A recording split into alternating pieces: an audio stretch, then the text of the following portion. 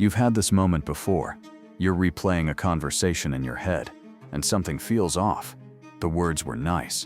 The smile looked real. But now your stomach is tight because you can shake the sense that you missed something obvious. Here's the part no one tells you. Their nervous system betrayed them long before their words did. Tiny leaks in their body language, their timing, their reactions to silence and stress already told you exactly who they were. You just didn't know what you were looking at. Psychologists have studied these micro-reactions for decades. Under the right kind of pressure, people stop performing and start defaulting. If you know where to look, you can read those defaults in seconds. Who will cling the moment you pull back? Who will turn on you as soon as you say no? Who needs your attention like oxygen? And who stays stable when everything goes wrong? This is not about mind reading or party tricks. This is about not getting blindsided by the coworker who suddenly snaps, the partner who unexpectedly changes, or the friend who acts shocked when their mask finally drops. If you miss these signals, you keep handing power to the most manipulative person in the room. If you see them, you become very hard to play. So here is what you are about to get. 5 precise psychological tests you can run everyday conversations, using silence, patterns, control, attention, and stress to see the operating system underneath the persona. Once you notice these leaks, you will not be able to unsee them, and a lot of people in your life are going to look very different. Hack 1. Silence discomfort leak. Silence is not empty. It is a stress test. In normal conversation, people expect fast back and forth. Research on turn-taking shows that even a pause of just a few seconds can raise social anxiety. The brain treats that small gap like a warning sign. Something is off. Something might be wrong. That tiny spike of discomfort is where real personalities start to leak through. When you stay quiet a bit longer than usual, you are not being awkward. You are removing the script. Most people do not realize how much they rely on constant noise to hold their persona together. Launch what happens when you ask a direct question, and then stop talking. No nodding. No reassuring sounds. No quick rescue. Just calm presence. The people who cannot handle that space will rush to fill it. They talk faster. They give extra details you did not ask for. They repeat themselves. On the surface, it looks polite or enthusiastic. Underneath, it is fear of rejection and disapproval. Rejection-sensitive people have a mental alarm system that constantly scans for signs of being disliked or abandoned.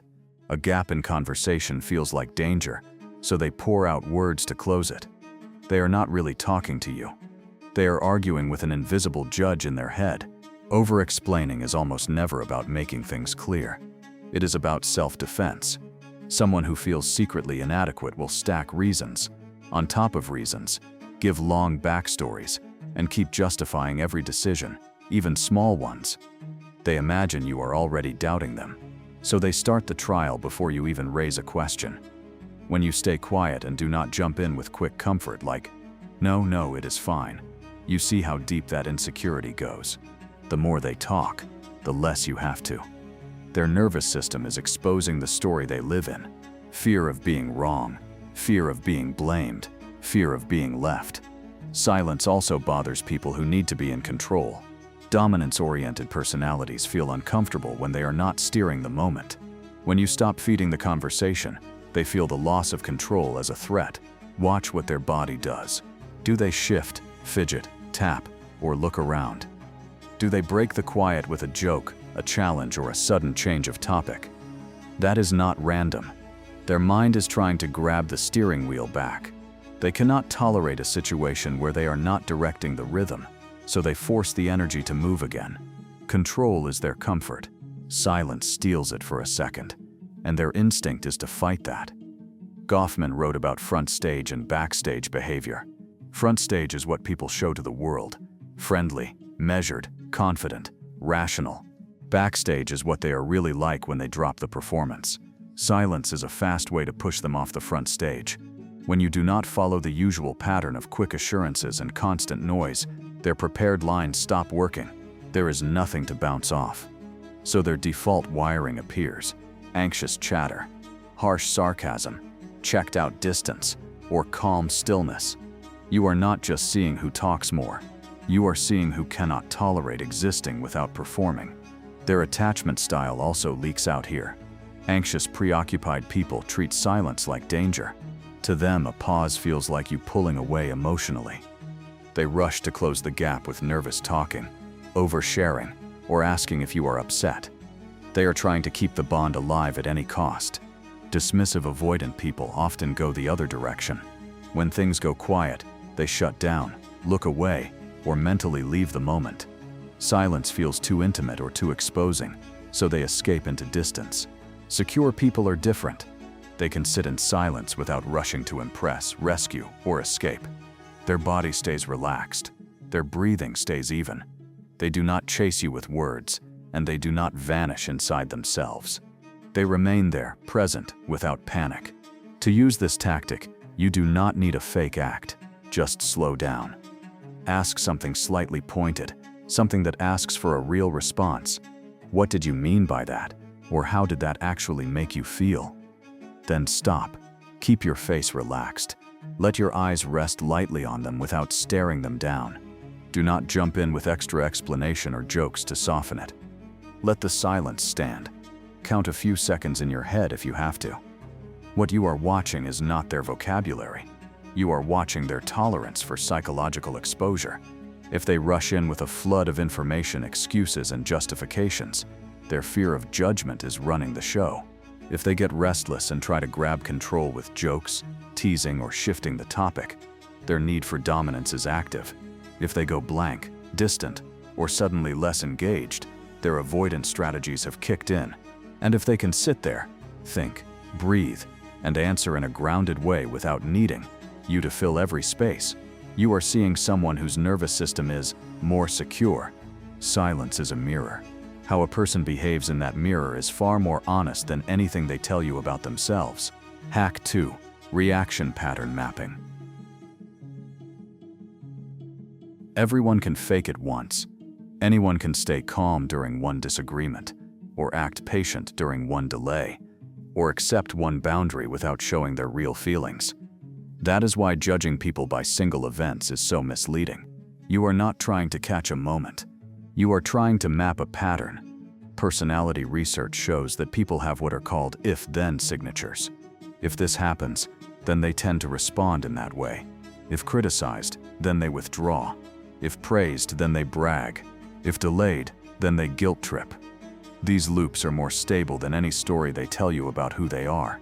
Your job is to start collecting small data, not like a paranoid detective, but like a calm observer. Most people watch what someone does once and either overreact or ignore it. You are going to do the opposite. Ignore the single incident. Look for repetition. The brain likes habits. Neurons that fire together wire together. That means when someone handles frustration a certain way over and over, their brain is building that path as default. It becomes easy, automatic, normal for them. At that point, it is no longer a mood. It is part of their character. Stress makes this even clearer. When people are tired, rushed, or emotional, they have less energy to keep the mask in place. Self-control uses mental resources. Under load, those resources shrink. That is when you see the same moves repeat. The same kind of blame. The same jokes that cut instead of joke. The same sulking when things do not go their way. The same way they suddenly become very sweet when they need something. They are not inventing a new person each time. They are going back to the same script that has worked for them since younger years. To map someone accurately, test a few key areas in your mind. Start with praise. When you give them credit, do they accept it simply? Or do they turn it into a chance to elevate themselves? A grounded person can receive a compliment, maybe share credit, and move on. A more narcissistic pattern will use praise as fuel. They will talk longer about their talents, act as if success was obvious, or subtly remind you how special they are, not just once. Over time, the more praise inflates them, the more their ego structure depends on being above others, not beside them. Next, quietly notice what happens when you disagree. Do they ask questions and try to understand, or do they switch into attack mode? Relationship research points out 4 main toxic reactions: criticism, contempt, defensiveness, and stonewalling. If every disagreement turns into them attacking your character, rolling their eyes, making you the problem, or shutting down and refusing to speak, you are seeing their default conflict style. It does not matter how kind they are in other moments. Under friction, this is their real shape. Then look at how they behave with delay and frustration. Control yourself from rescuing them too fast. When something they want is delayed, do they handle it with patience, or do they pressure, manipulate, or explode? Some people use charm to push faster. Some switch to guilt, hinting that you are selfish for not giving them what they want right away. Some become cold until you give in. Others accept the delay, maybe ask for a timeline and adapt. That response is not about the small thing they are waiting for. It is about their wider method for dealing with reality, not obeying their wishes. Pay close attention to what happens when you pull back just a little. Do not ghost, just reduce your energy slightly. You reply a bit slower. You give a shorter answer. You show less emotional investment for a moment. People with secure attachment tend to respect that. They might notice, check in once, and then give you space. People who are more dependent or manipulative treat that shift as a threat or a challenge. They may chase harder, text more, perform more, or even get angry and start mirroring your distance. That pattern around withdrawal of interest reveals a lot about how they handle closeness and control. The deeper layer is this: people rarely invent new strategies when stressed. The brain is a prediction machine. It prefers familiar moves, even if those moves cause problems. A victim-minded person will keep seeing every conflict as proof they are being wronged, no matter the situation. A self-centered person will twist every event so that they come out as the hero or the victim. It is not creative. It is recycled. That is why once you see a pattern 3 times in similar situations, you should stop arguing with their explanations. The pattern itself is truth. Practically, you can keep a quiet mental ledger. Not a written list, just a clear memory of cause and effect. When I set a boundary, they joke and dismiss it. When I say no, they suddenly remember all they have done for me. When I bring up a concern, they change the subject and become extra affectionate. When plans fall through, they sulk and make me feel guilty. After you notice the same pairing of trigger and reaction a few times, believe it, that loop is who you are dealing with, not the apology that comes later. This is where your power comes from. If you know that criticism makes them disappear, you know that bringing up issues will lead to withdrawal, not repair. If you know that delay makes them rage, you know what will happen in long-term projects or under financial stress. If you know that mild disagreement triggers character attacks, you know how fights will look 5 years from now, not just now. You are not guessing anymore. You are predicting. And when you can predict, you stop letting words blind you. You understand that behavior under the same pressure will repeat, because that is what it has already done. The dark side is obvious. Readable people are easy to manage. If you are cold enough, you can use their patterns against them by feeding the triggers that make them chase, fold, or open up. That is what skilled manipulators do. They test small, learn your if-then map, then design situations that keep you in your most predictable state. You do not have to be that person, but you do have to understand that they exist. Your protection is to see patterns early, trust what you see, and adjust how much access and power you give someone long before their mask collapses in a crisis. Hack 3. Control withdrawal test.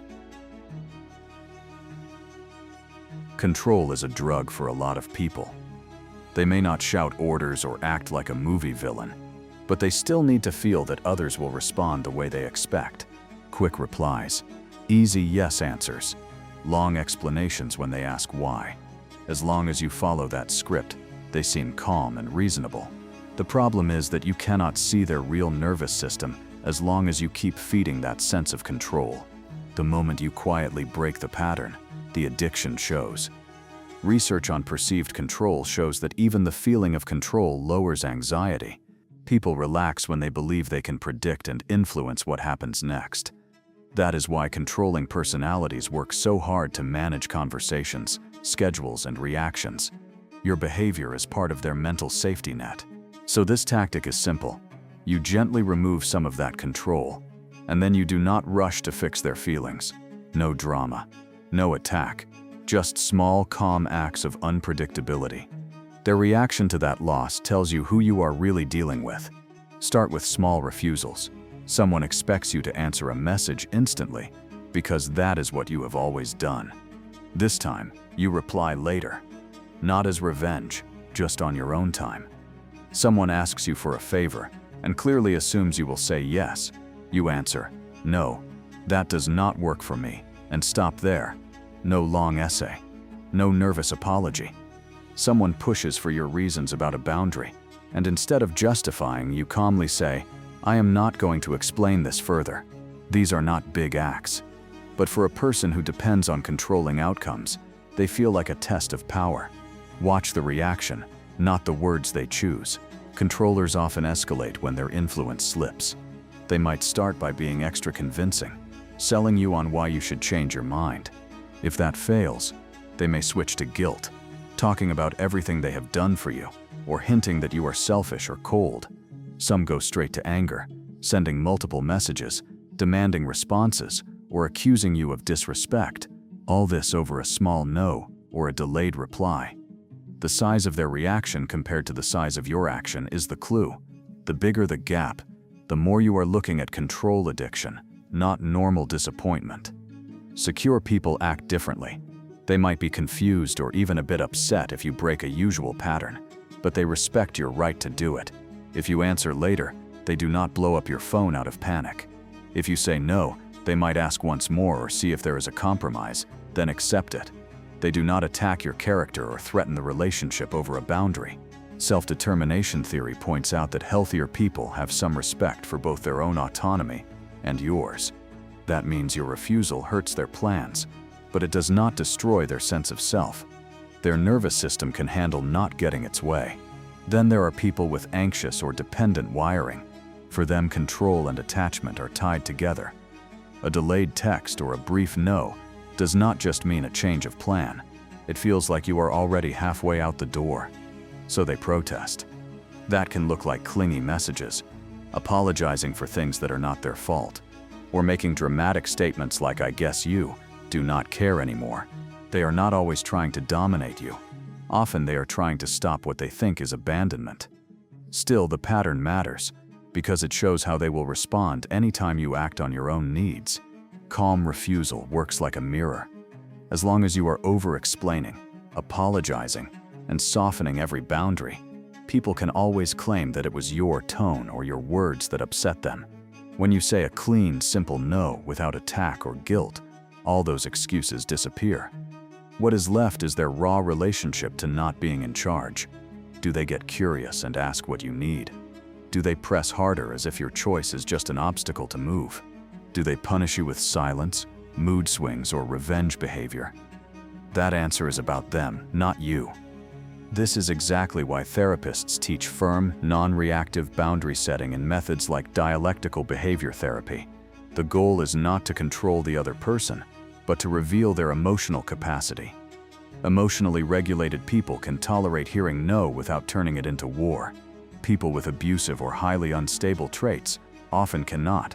Research on narcissistic and borderline traits shows that small frustrations, like not being put first or being told no once, can trigger outsized rage, devaluation, or sudden coldness.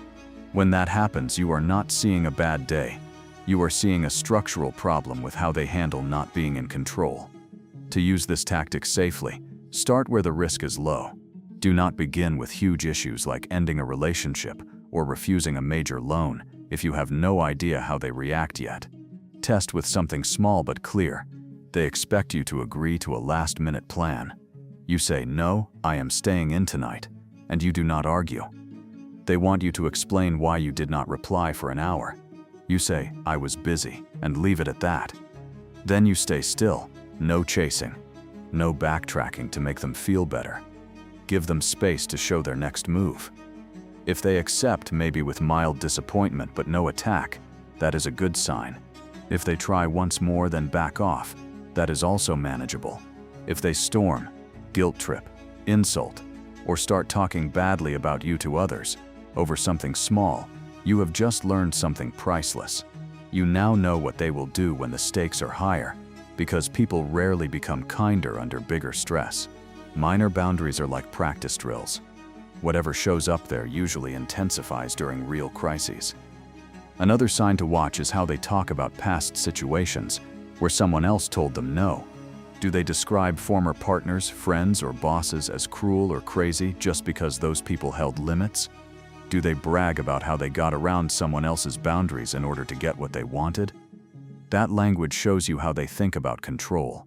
If they tell those stories with pride, you should not be surprised when they try the same tactics on you the moment your choices do not serve their plans. The dark psychology side is clear. If you know how much someone fears losing control, you can yank that fear around like a hook. You can delay answers to punish or reward. You can give and take approval to shape their behavior. You can train them to fight for your attention because it never feels secure. That is how abusers and advanced manipulators operate. They create patterns of unstable control, then make themselves the only stable point in the mess. This video is not here to turn you into that kind of person.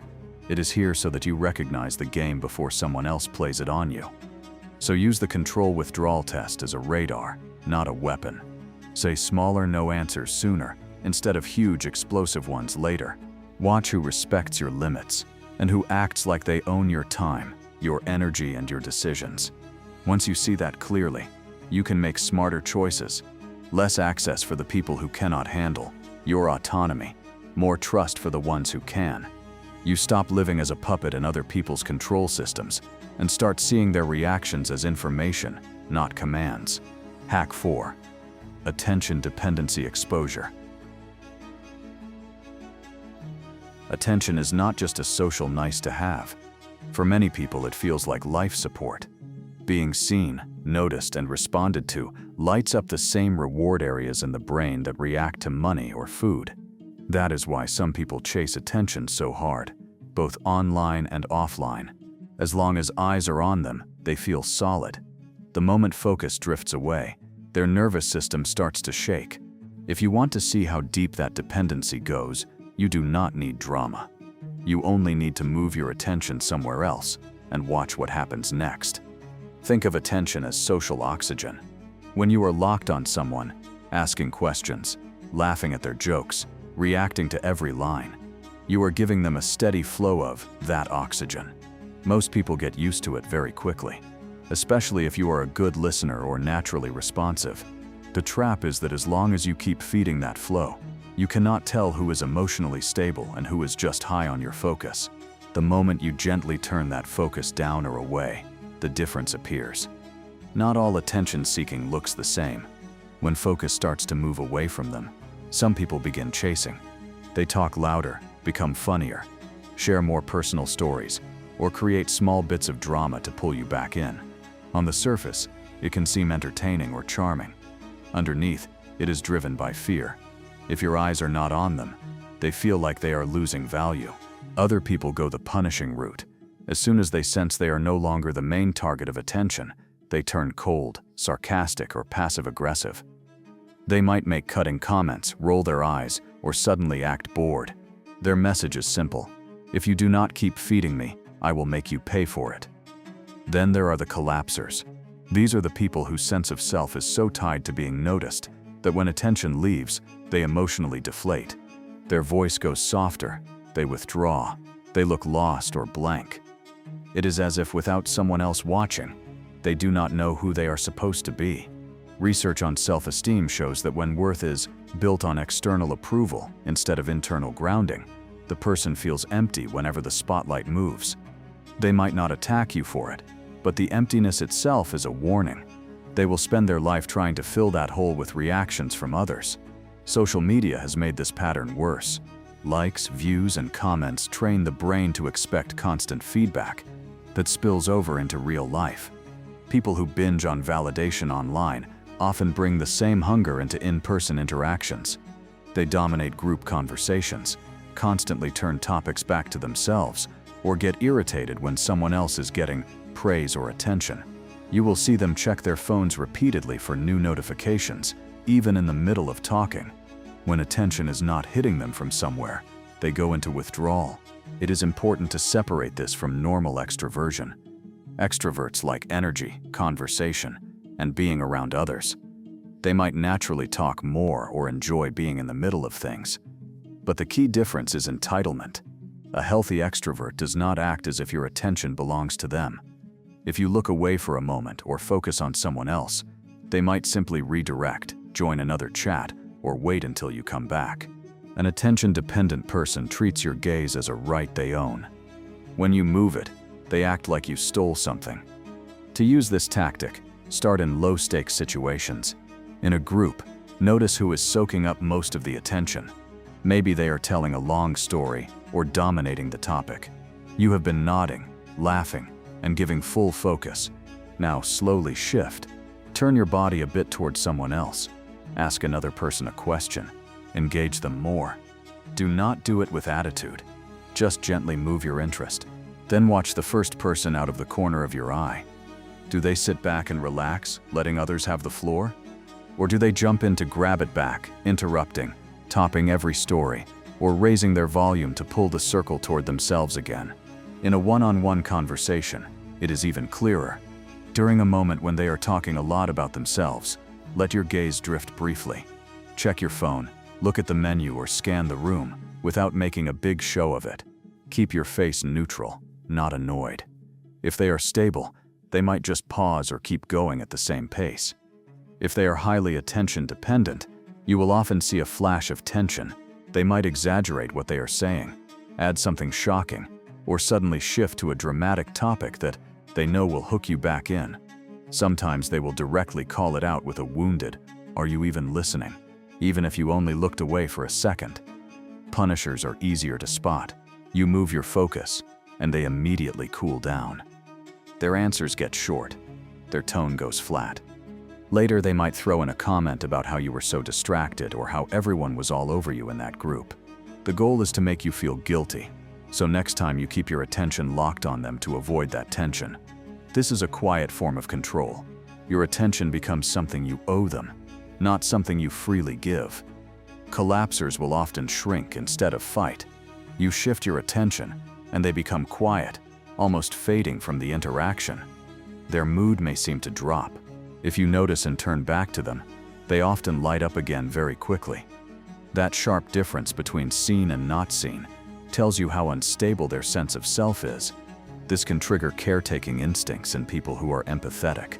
You might feel responsible for keeping their light on.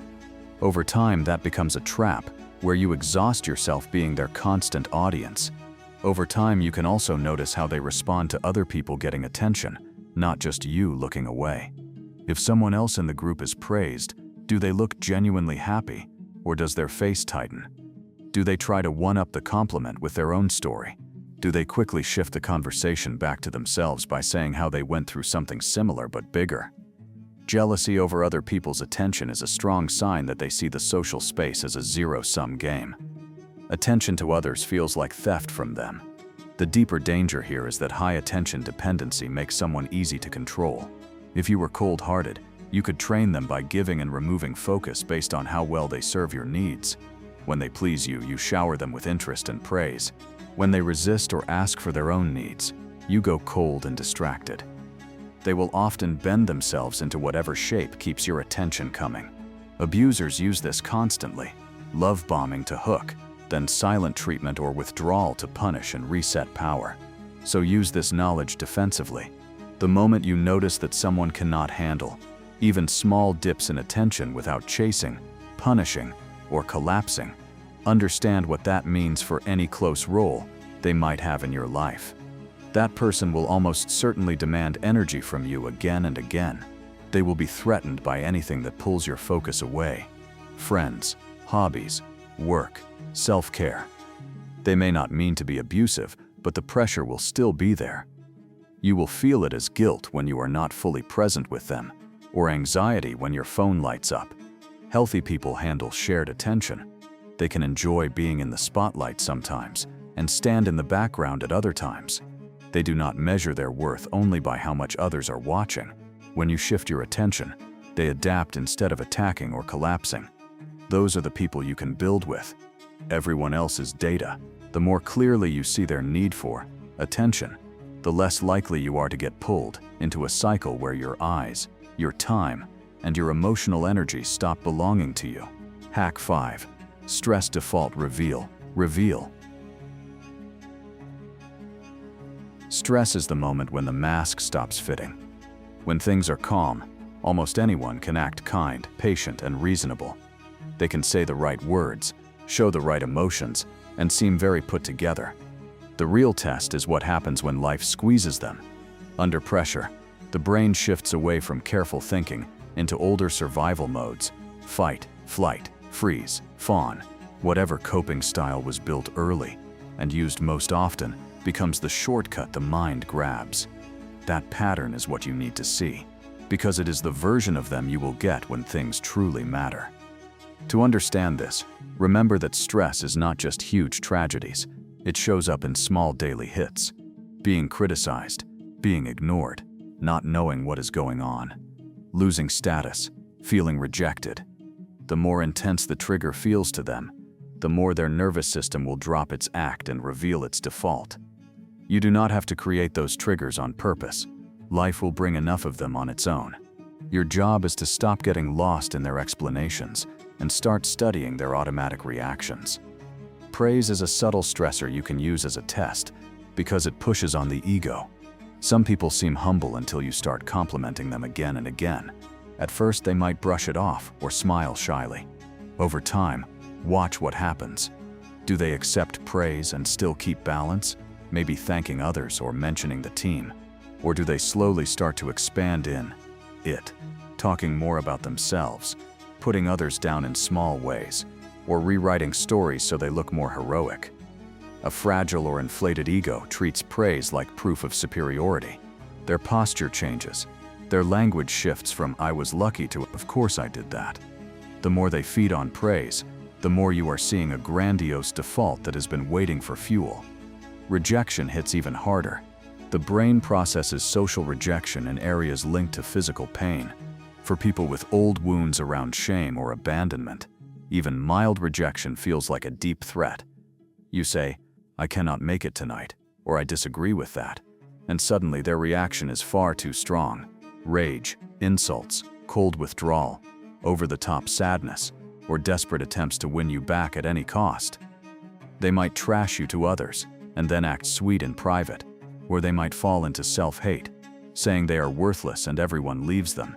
None of this is about that one small moment. It is about every memory that moment triggered inside them. Some people handle rejection by attacking. Their default under stress is fight.